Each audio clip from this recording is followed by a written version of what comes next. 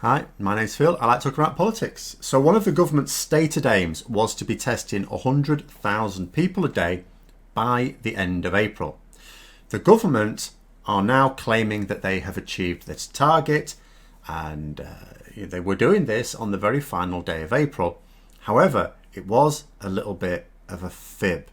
And in this video, I'm going to be discussing the fiasco and lies surrounding this small but crucial element of our attempts to combat the coronavirus. But first, if you'd like to be notified of daily news and politics, then please subscribe to the channel and click the bell notification icon. So, a week before the end of April, the leader of the opposition, Keir Starmer, was pointing out how far off the target the government were at the time, and that, if anything, the number of people being tested was going down, not up, and could Dominic Raab, who was deputising for the recovering Boris Johnson at the time, give assurances that the target would be met. Dominic Raab did give that assurance, and he said that the testing would increase exponentially in the final few days of the month. And to a certain extent, that was correct. The number of tests being carried out is definitely much, much higher than it was a week before the end of that month. No doubt about the fact that it massively ramped up towards the end of April. No question there. But did they manage 100,000 people tested on the final day of April? No, but they said they did. They said they'd met their target. In fact, they reported that they had completed 122,347 tests. And they used that to bill the fact that they'd achieved their target. The problem is that it's a lie, and it's a lie for two major reasons. First of all, the target was not to carry out 100,000 tests a day by the end of April. That's what people now think it is because they subtly changed it. The aim was to test 100,000 people a day. Now, you might think that would be the same thing. Why on earth would you have multiple tests for the same person in a day? But that is how it works out. You know, the number of people tested is never anywhere near as high as the number of tests carried out. And, and also, for those who may be thinking, well, wasn't the idea always just 100,000 tests a day? No. The government were very clear, as you can see behind me from a tweet from Downing Street earlier in the month. They were going to test 100,000 people a day. But as it was clear that they were going to miss their target, they subtly changed it to tests per day, not people. The second reason it's a lie, because that's really potentially for some people splitting hairs. I don't think it is, but for some it may be. But the second one is undeniable. They didn't even carry out 122,000 tests in that day. Nowhere near it, in fact. They carried out 73,191 tests. Whether it's 73,000 people tested or just 73,000 tests carried out on, say, about 50,000 people, I don't know. What I do know is that what they actually carried out was 73,000 tests, not 122,000. And where do they get the figure of 122,000 from then? Well, it included many thousands of home testing kits that they mailed out to people on that day. Because now they've expanded the number of people who can request tests. Some of that will involve mailing it to people's homes who can't get to a testing centre. But that is not tests carried out on that day. Just sending them out in the post is not the same thing as carrying them out. The intended recipients would not have received them until later. Some of them will not have received them even to this day. They may still not have them.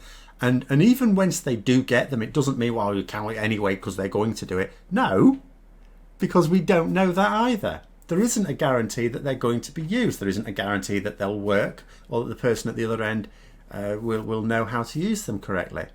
Frankly, those numbers shouldn't be counted until the tests are back and verified. I'm not saying you'd have to wait until the results come through, although you'd hope results come through fairly quickly now. But you would certainly wait until they were in the lab, and we knew that they'd been used. But that was just one level of fiddle. There was another, even more perplexing example. So not only did they send out 20-odd thousand home testing kits and call that test done that day, they also decided to agree to send people tests a similar number as far as I can tell. So people were requesting, they said, yes, we'll send one out to you. And they counted those as well. And these were tests that hadn't even been sent out yet. And we don't know when they're going to be sent out either. Maybe they were sent out the next day. Maybe they'll be sent out, the next week. We don't know. But what we do know is they hadn't even been sent out.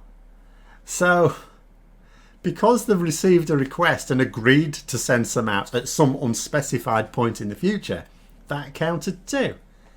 So there were about 50,000, around about 50,000 home testing kits that weren't actually used. Not one of them was used on that day, counting in the figures for tests done. So the bottom line is that the government did not meet their target. In fact, they didn't even meet their subtly adjusted target of tests rather than people. But that's not the main point. Let's say they had genuinely met their target without fiddling the figures. Would that really be a success? So the answer to that, I'm afraid, is yes and no. On one level, absolutely it'd be a success. Regardless of how slow the government initially reacted, we cannot leave the lockdown in any real sense until testing, as well as other measures, are massively ramped up.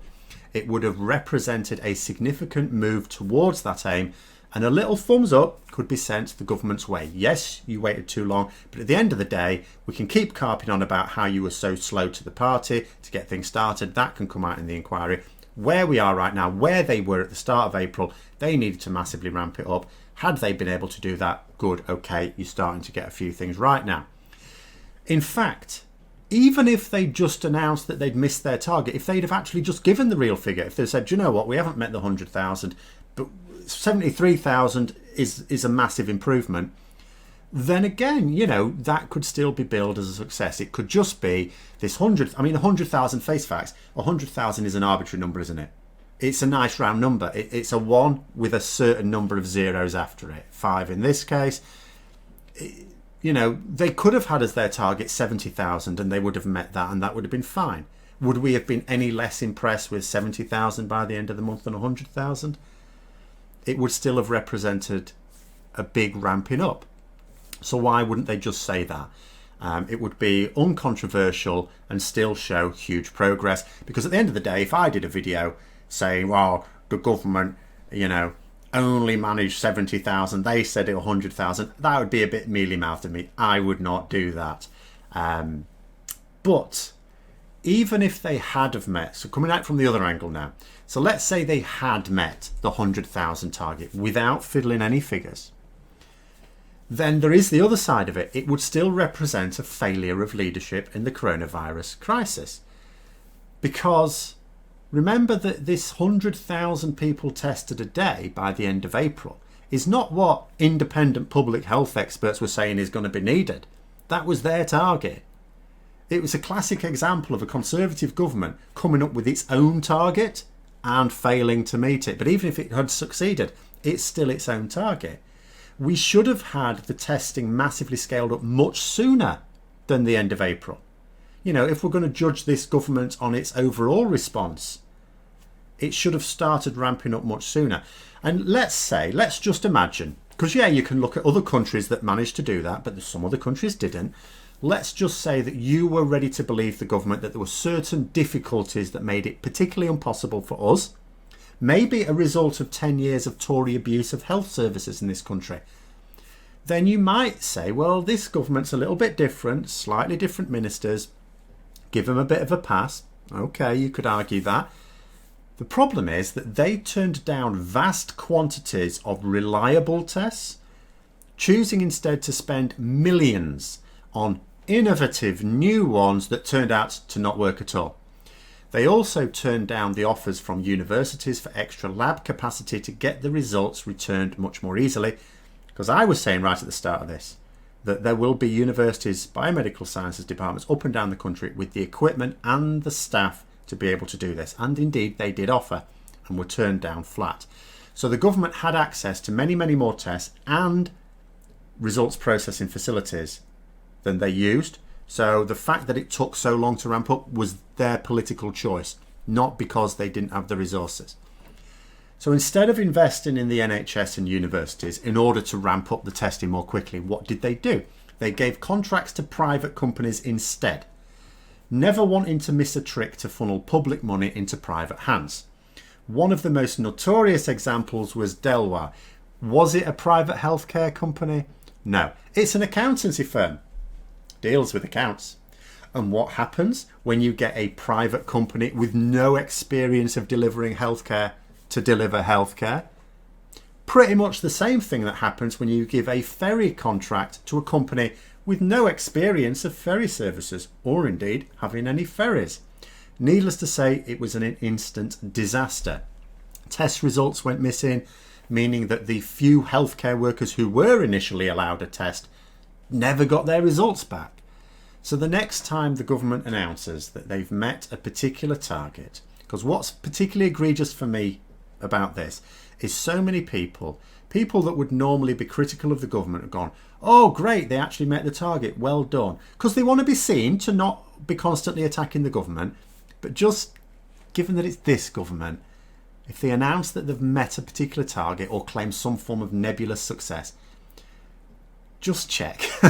Just check that they actually did, because this is a government that thinks nothing of lying and has at no point during this crisis actually acted for the common good. So anyway, I hope you found the video interesting. If you did, don't forget to click the like button, and if you'd like to support the channel further, then please also click the Patreon link for details. And until next time, I'll see you later.